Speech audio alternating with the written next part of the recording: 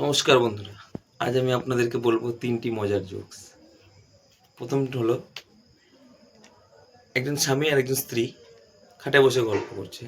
গল্প করতে করতে তার স্বামী জিজ্ঞাসা করছে তার স্ত্রীকে যে, কি গো, আমি যদি মরে যাই তাহলে তুমি কার কাছে থাকবে?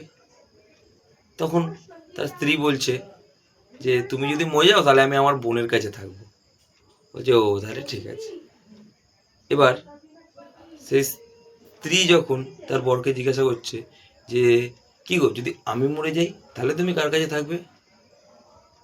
বলে, দেখো, আমিও সত্যি বলছি, আমি তোমার বোনের কাছেই থাকবো।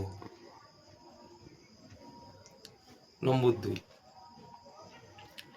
একদিন একটি ছেলে তার বাবাকে গিয়ে বলল যে, বাবা, আমাকে 3,000 টাকা দাও তো, লাগবে।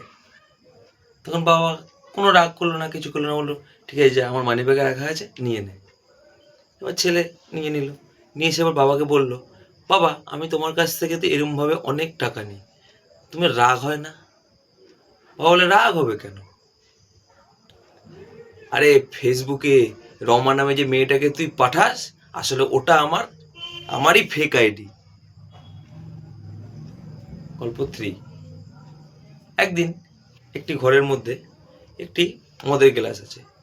সেই গ্লাসের মধ্যে কোনোভাবে একটি ইঁদুর এসে পড়ে গেছে। এবার ইঁদুরটি পড়ে বাঁচার জন্য এরকম উপর দিকে উঠতে পারছে না। তখন একটা বিড়াল এসছে। তখন বিড়ালটা এসে যখন দাঁড়িয়েছে সামনে, তখন ইঁদুরটা বলছে, বিড়াল ভাই, আমাকে বাঁচাও, তুমি আমাকে এখান থেকে বের করে দাও, তারপরে তুমি আমাকে খেও। বিড়াল তো জানে আমি ওকে খাওয়ার জন্যই এসেছি, আর আমি ওকে খাবো, আর ও আমাকে খেতেই বলছে। তখন কী করলো বিড়ালটা তখন তার পা দিয়ে লাথি মেরে গ্লাসটা ফেলে দিল। আর যেই না ফেলে দিল, ইঁদুর পি পি পি পি করে চলে গেল তার ঘরে। এবার বিড়াল তো রেগে গেল। তখন ইঁদুরকে বললো, এটা তো ঠিক হলো না ইঁদুর ভাই, আমি তো তোমাকে বাঁচালাম, তুমি বলেছিলা যে তুমি আমাকে, মানে আমার খাবার হবা তুমি, কেন তুমি এরকম করলা?